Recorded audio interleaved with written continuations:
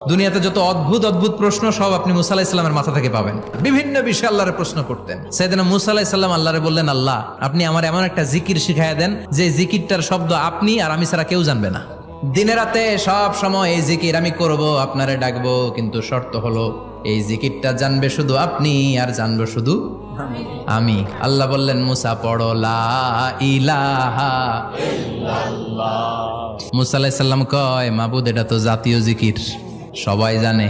আমি তো চাইছি এক্সেলেন্ট একটা জিকির, কারো কাছে নাই, শুধু আমি জানবো আর আমি পড়বো।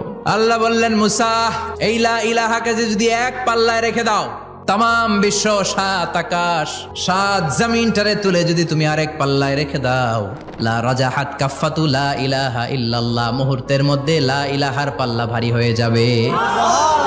ও মুসা, তুমি যতই এক্সক্লুসিভ জিকির চাও, লা ইলাহার চেয়ে দামি জিকির আমার কাছে নাই।